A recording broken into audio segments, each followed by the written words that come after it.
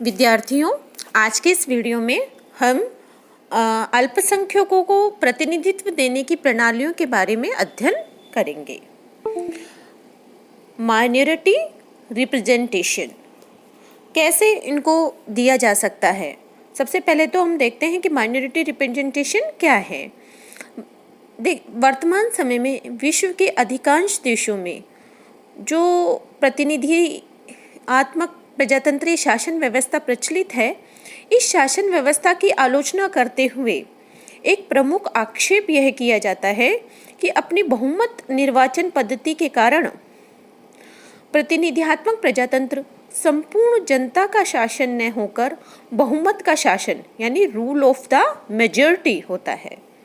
इसके अंतर्गत अल्पसंख्यकों को प्रतिनिधित्व प्राप्त नहीं होता और बहुमत द्वारा अल्पसंख्यकों के हितों की अवहेलना की जाती है।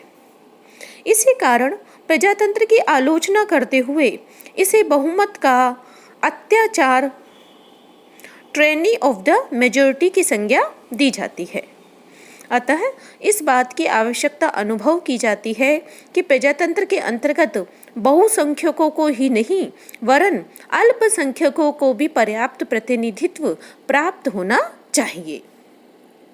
प्रजातंत्र अपने आदर्श रूप यथार्थ में सभी व्यक्तियों का शासन बन सके, इसके लिए आवश्यक है कि न केवल बहुसंख्यक अपितु अल्पसंख्यकों को भी उचित प्रतिनिधित्व मिलना चाहिए। जॉन स्टुअर्ट मिल ने अपनी पुस्तक प्रतिनिधित्वात्मक प्रजातंत्र में अल्पसंख्यकों के हितों का सशक्त समर्थन किया है। मिल कहते हैं कि विद्यमान शासन सभी व्यक्तियों का समान रूप से प्रतिनिधित्व करने वाला शासन नहीं है, वरन यह तो केवल बहुसंख्यकों का प्रतिनिधि शासन है। एक वास्तविक एवं सर्वसमान लोकतंत्र में प्रत्येक वर्ग को अपनी जनसंख्या के अनुपात में उसके अनुसार प्रतिनिधित्व प्राप्त होना चाहिए। तो इस प्रकार प्रजातंत्र को वास्तविक और प्रभावदायक बनाने के लिए आवश्यक है कि अल्पसंख्यकों को आवश्यक रूप से अनुपात के अनुसार प्रतिनिधित्व प्रदान किया जाए।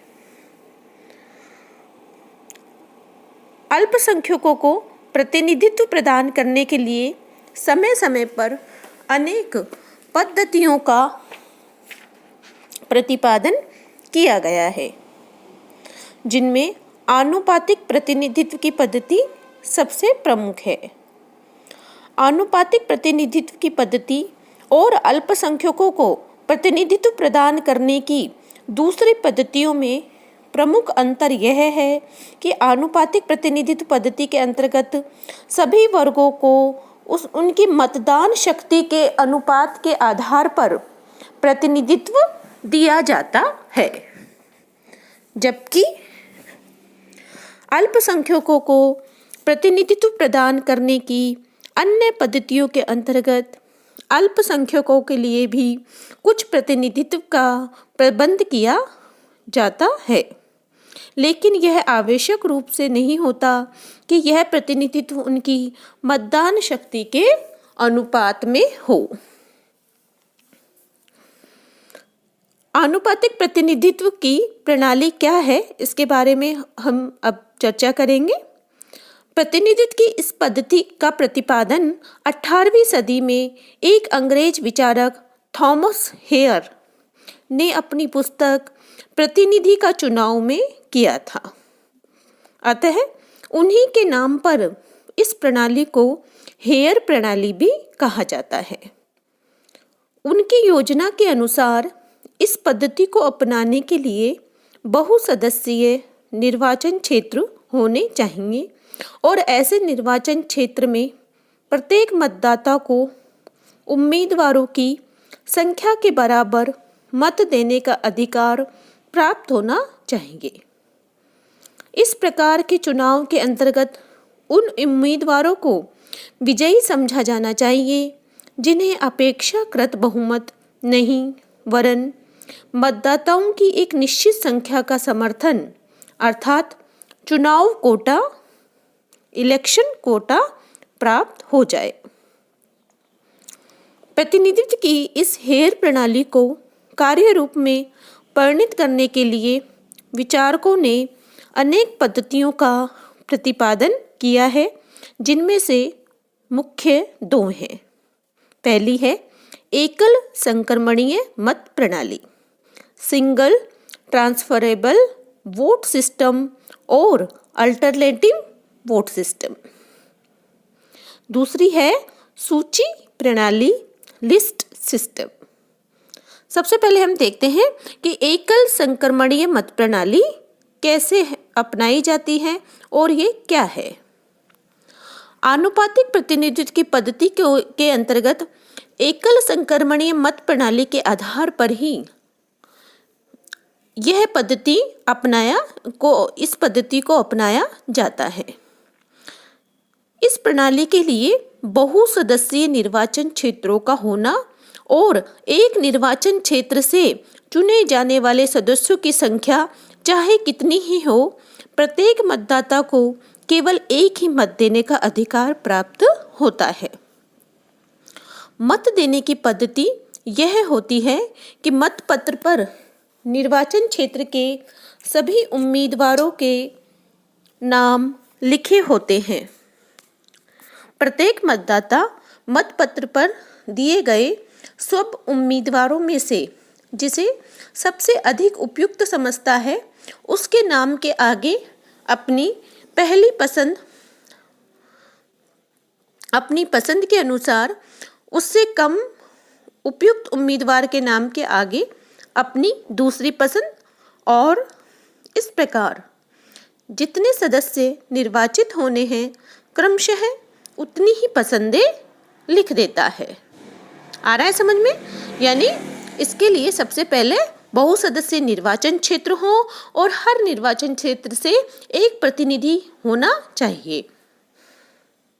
यानी निर्वाचन क्षेत्र से चुने जाने वाले सदस्यों की संख्या चाहे कितने ही हो, प्रत्येक मतदाता को केवल एक ही मत देने का अधिकार प्राप्त होता है। यानी हर निर्वाचन क्षेत्र से कितने ही प्रतिनिधि हो, लेकिन उसको वोट जो है एक ही मत प्राप्त दे सकेगा। ये नहीं है कि सबको दे सके, है ना। और उन प्रतिनिधियों को अपनी पहली, दूसरी, तीसरी पसंद के अनुसार ये जो है अपनी वरीयता लिखनी होती है मतदाता को, है ना। फिर पसंदियों के उल्लेख की यह व्यवस्था प्रत्येक मतपत्र का उचित उपयोग करने के लिए की जाती है।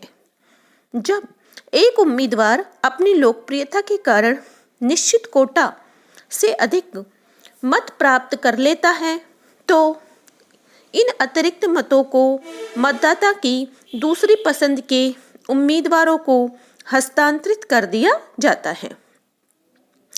इसी प्रकार यदि किसी उम्मीदवार को इतने कम मत प्राप्त हों कि उसके निर्वाचित होने की संभावना न हो, तो मतदाताओं की पसंदगी के अनुसार इन मतों को दूसरे उम्मीदवारों को हस्तांतरित कर दिया जाता है। मत के हस्तांतरण की इस व्यवस्था के कारण ही इसे एकल संक्रमणीय मत प्रणाली, सिंगल ट्रांसफरेबल वोट सिस्टम कहा जाता है। इस प्रकार इस मत पद्धति के अंतर्गत प्रत्येक मतदाता के मत का उपयोग करने का प्रयत्न किया जाता है। अब इसमें जो इलेक्शन कोटा यानी निश्चित मत संख्या कैसे निकाली जाती है, इसका एक सूत्र भी है और उसकी गणना कैसे की जाती है। आनुपातिक मत प्रणाली के प्रतिपादक हेयर के अनुसार निश्चित मत संख्या निकालने के लिए प्रयुक्त किए गए मतों की संख्या को निर्वाचित होने वाले सदस्यों की संख्या से विभाजित किया जाना चाहिए। अर्थात 7 सदस्यों के निर्वाचन क्षेत्र में यदि 7000 मत डाले गए हों, तो निश्चित मत संख्या 7000 बटा 7 = 1000 होगी। किंतु अनेक बार इस मत पद्धति के द्वारा निर्वाचन परिणाम सही नहीं निकलते, इसलिए वर्तमान समय में इस पद्धति को त्याग कर डूप द्वारा प्रतिपादित दूसरी पद्धति को अपनाया गया है। ड्रूप द्वारा प्रतिपादित विधि के अंतर्गत निश्चित मत संख्या निकालने के लिए प्रयुक्त किए गए मतों की संख्या निर्वाचित होने वाले सदस्यों की संख्या के एक से अधिक विभाजित किया जाता है और परिणाम में एक जोड़ा जाता है। इस पद्धति के अनुसार यदि 7 सदस्यों वाले निर्वाचन में 7000 मतों का प्रयोग किया गया हो तो निश्चित मत संख्या 7000 बटा 7 + 1 भाग 1 = 876 होगी। इस प्रकार वे उम्मीदवार जो अपनी पहली पसंद के अथवा मतों के हस्तांतरण का लाभ उठाकर उक्त मत संख्या 876 प्राप्त कर लेते हैं, एकल संख्यणीय प्रणाली के अनुसार निर्वाचित समझे जाएंगे। चुनाव कोटा निकालने के बाद सब मतपत्र अपनी पहली पसंद के अनुसार छांट लिए जाते हैं और जिन उम्मीदवारों को निश्चित संख्या के बराबर या उसकी पहली पसंद के मत प्राप्त होते हैं वे निर्वाचित घोषित कर दिए जाते हैं। परंतु यदि इस प्रकार सब स्थानों की पूर्ति नहीं होती है तो सफल उम्मीदवारों के अतिरिक्त मत यानी सरप्लस वोट्स अन्य उम्मीदवारों को हस्तांतरित करके उन पर अंकित दूसरी पसंद के अनुसार बांट दिए जाते हैं।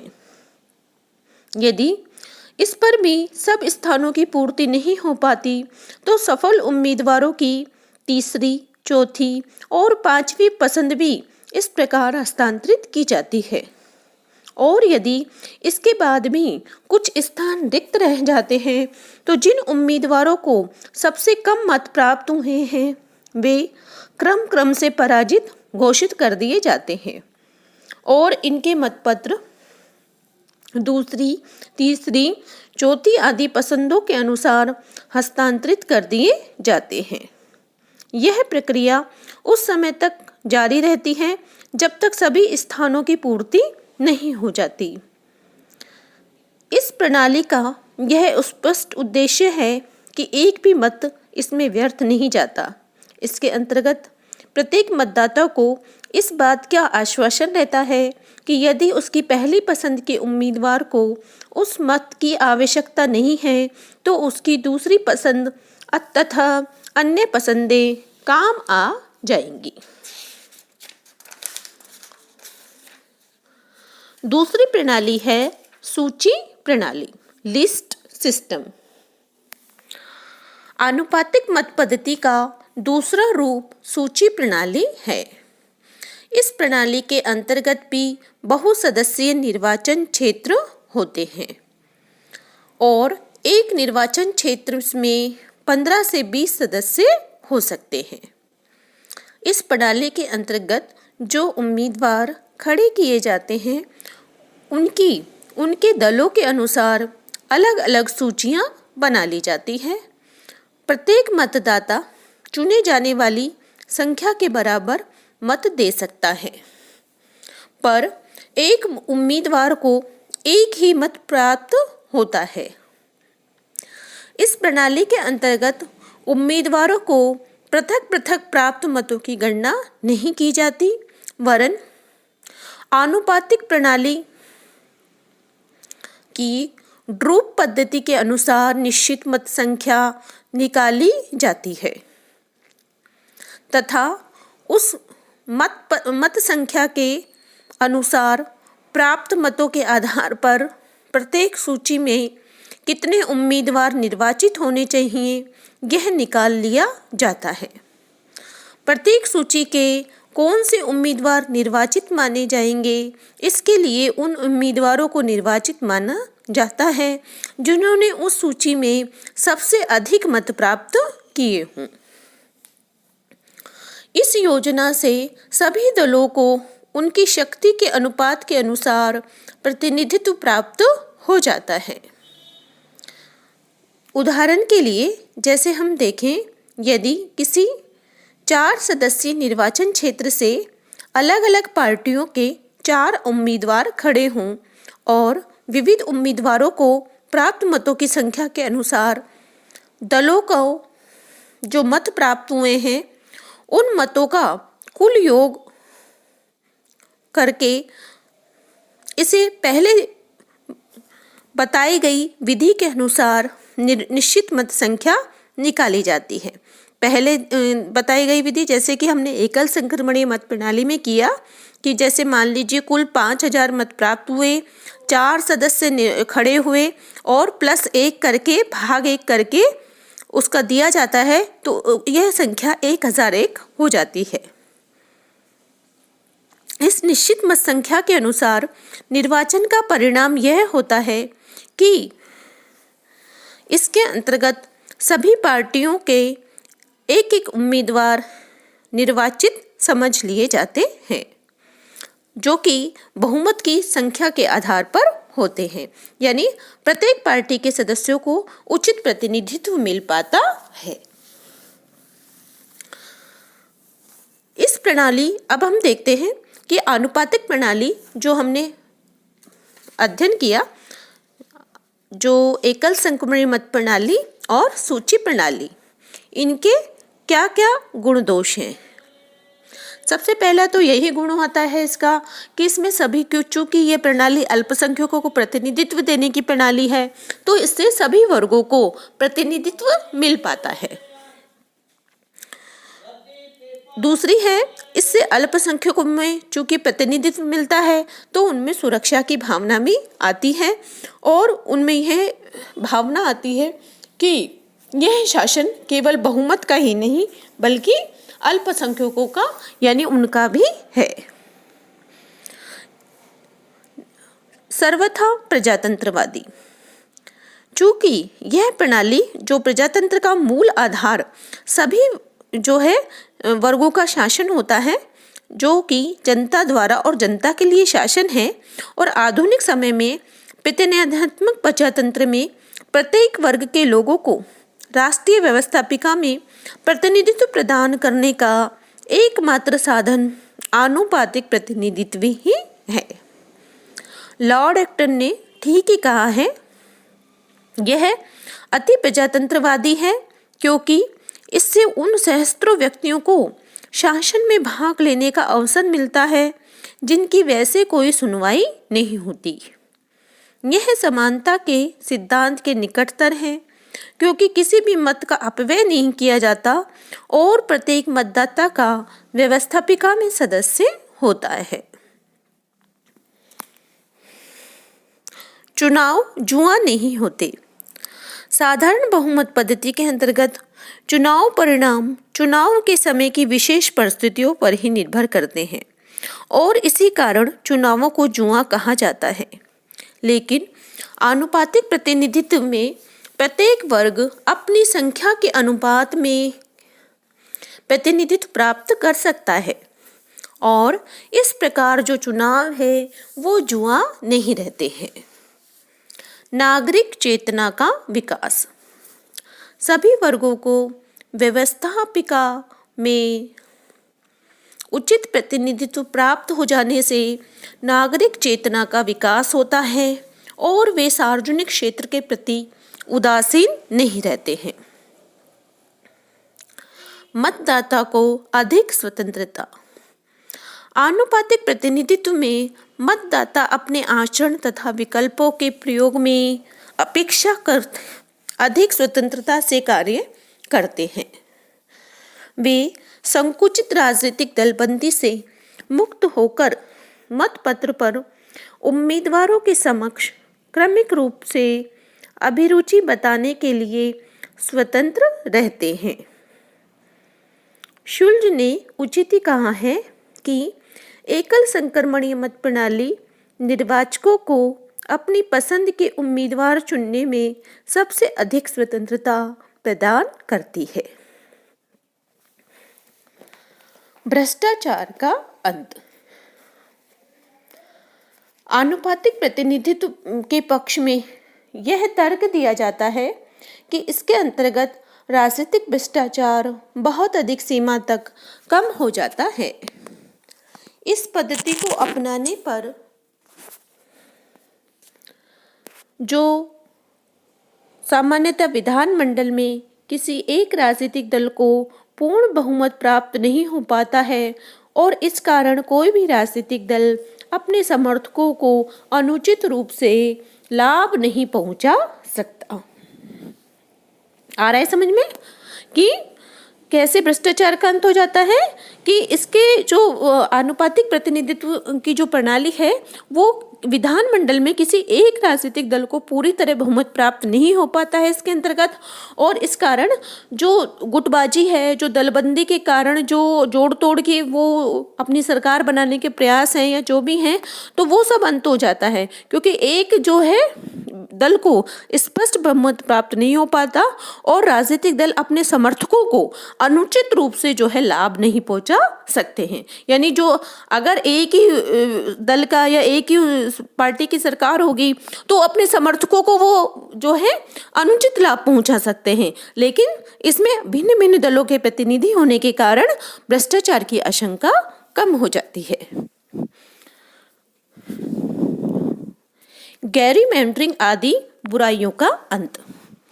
आधुनिक निर्वाचन व्यवस्था की एक बुराई है गैरीमैंडरिंग, जिसका तात्पर्य है शासक दल द्वारा अपने लाभ की दृष्टि से निर्वाचन क्षेत्र में मनमाने तरीके से अनुचित परिवर्तन कर दिए जाते हैं। गैरीमैंडरिंग को एकल सदस्यीय निर्वाचन क्षेत्रों में ही अपनाया जा सकता है, लेकिन आनुपातिक प्रतिनिधित्व में बहुत सदस्यीय निर्वाचन क्षेत्र होते हैं और स्वाभाविक रूप से आनुपातिक प्रतिनिधित्व में गैरीमैंडरिंग आदि बुराइयों का अंत हो जाता है। ठीक है, अब इस प्रणाली के गुण होने के बाद हम देखते हैं कि यह पूरी तरह दोषों से यह भी कमी इसमें भी कम नहीं है। जैसे कि प्रोफेसर स्ट्रोंग लिखते हैं कि सैद्धांतिक दृष्टि से आनुपातिक प्रतिनिधित्व सभी प्रकार के से श्रेष्ठ प्रतीत होती है, किंतु व्यवहार में ऐसी स्थिति नहीं है। कैसे है कि इसमें अनेक दलों और गुटों को जन्म मिलता है। कैसे कि प्रत्येक वर्ग और या जो हित को प्रत्येक प्रतिनिधित्व का आश्वासन इस प्रणाली के अंतर्गत प्राप्त होने की आशा होती है, जो राजनीतिक और गुटों की संख्या बहुत अधिक बढ़ जाती है। जर्मनी के वीमर संविधान में आनुपातिक प्रतिनिधित्व को अपनाने का परिणाम यह हुआ कि जर्मन विधानमंडल में राजनीतिक दलों की संख्या 30 से अधिक हो गई। इसी कारण बाद के वर्षों में फ्रांस, इटली व जर्मनी द्वारा आनुपातिक प्रतिनिधित्व को ठुकरा दिया गया। लास्की ने कहा है कि इसके अंतर्गत अनेक राजनीतिक गुटों का जन्म हो जाता है। दूसरी जो इसकी बुराई है या कमी है वो है मिली जुले मंत्रिमंडलों का निर्माण और अस्थायी सरकारें। जब राजनीतिक दलों की संख्या बहुत अधिक हो जाती है तो साधारणतया कोई भी एक राजनीतिक दल अकेले ही सरकार का निर्माण करने की स्थिति में नहीं होता।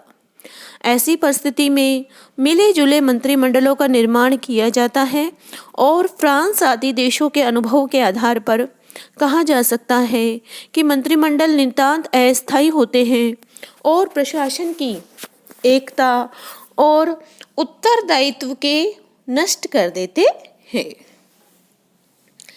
वर्गीय हितों को प्रोत्साहन।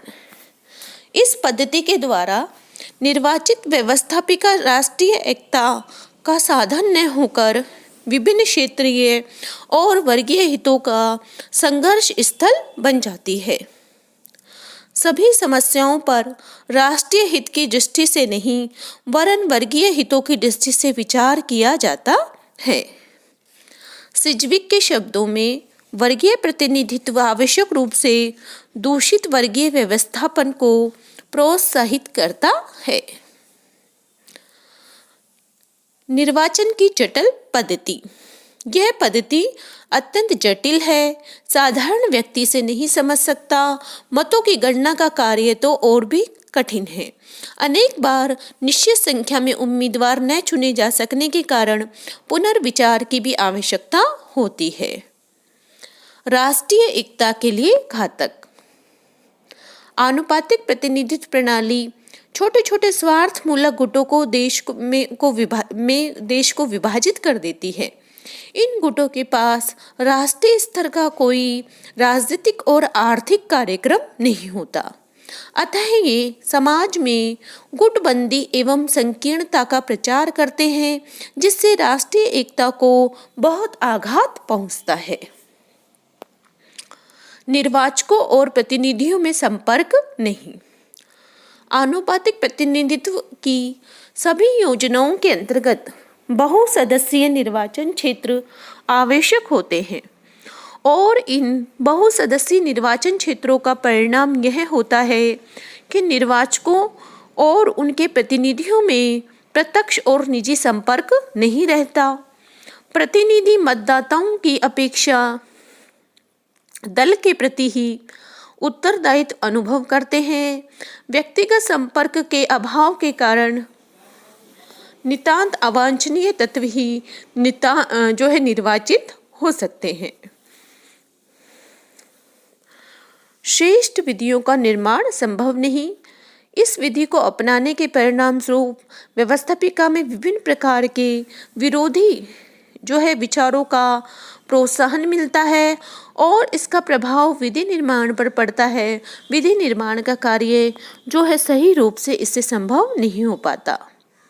शासन के कार्यों का भी इस विधि प्रणाली में का मूल्यांकन वो सही रूप से संभव नहीं हो पाता।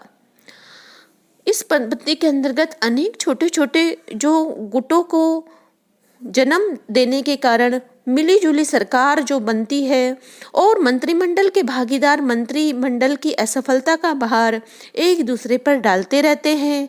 ऐसी स्थिति में निर्वाचकों के लिए संभव नहीं होता कि वे शासन में सम्मिलित विभिन्न राजनीतिक दलों के कार्यों का मूल्यांकन कर यह निश्चित कर सकें कि भविष्य में उनके मताधिकार के प्रयोग किसके पक्ष में होना चाहिए। उपचुनावों के लिए व्यवस्था नहीं। यह पद्धति इस कारण भी दोषपूर्ण है कि इसमें उपचुनावों की कोई व्यवस्था नहीं है। उपचुनाव लोकमत का दर्पण समझे जाते हैं। फाइनर के अनुसार उपचुनावों से यह ज्ञात होता है कि हवा किस ओर बह रही है, किंतु इस प्रकार के उपचुनाव आनुपातिक प्रतिनिधित्व में संभव नहीं है। तो इस प्रकार आनुपातिक प्रतिनिधित्व की विभिन्न आधारों पर आलोचना की जाती है, किंतु आधुनिक राज्यों की समस्याएं हैं निर्वाचन पद्धति में संशोधन से नहीं सुलझाई जा सकती। इन समस्याओं का समाधान सामान्य जनता के बौद्धिक स्तर को ऊंचा करना तथा आर्थिक स्थिति का संशोधन करना है, न कि जनता को अनुपात के अनुसार मत देना, है ना। तो इस तरह से इस प्रणालियों में कमी होने के बावजूद विभिन्न प्रणालियों में संशोधन की जगह हमें जनता का बौद्धिक स्तर ऊंचा करना चाहिए और आर्थिक स्थिति में संशोधन करना चाहिए और इस तरह से इस अल्पसंख्यकों प्रतिनिधित्व की व्यवस्था में सुधार किया जा सकता है ना। तो इस आधार पर हमने इनकी समीक्षा की। धन्यवाद।